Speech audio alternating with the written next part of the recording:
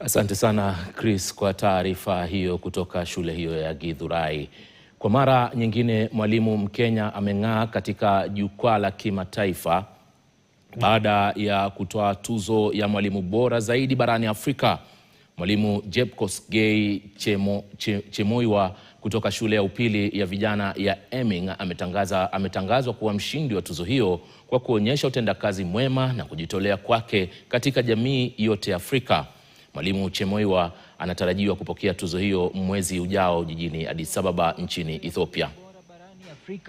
Mwaka 2025. I teach mathematics and physics. I have taught for 15 years. I was nominated by the Teacher Service Commission to represent the country in the African Union Continental Teacher Award. Shule ya Eming imeshabikia ushindi wa mwalimu huyo ambaye amekuwa mstari wa mbele kuwahamasisha vijana kujitenga na uhalifu na wengi kuchangamkia masomo ya sayansi kwa lengo la kubadilisha maisha yao ya usoni. Being boys and cattle rustling, we have a little bit challenge, but we have come up, we have been able to overcome the challenge. We have various ways of doing it by having the learners who are driving the STEM, and that is where I have majored in. We are quite happy about it.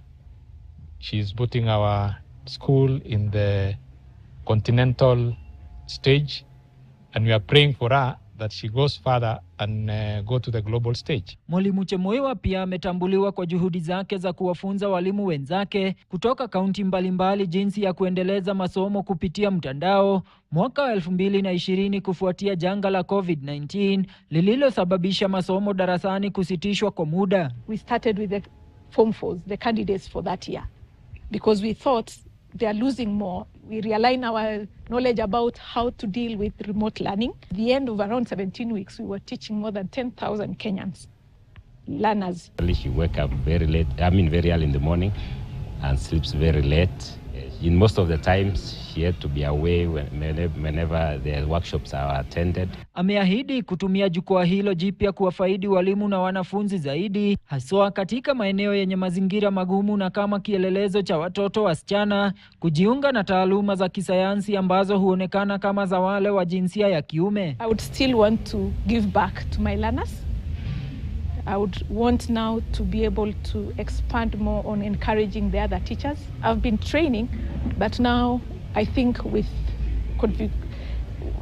more vigor that they can now be able to emulate what has come to me. Mwalimu Chemoiwa atatunukiwa tuzo yake katika hafla itakayofanyika jijini Addis Ababa nchini Ethiopia mwezi Oktoba mwaka huu.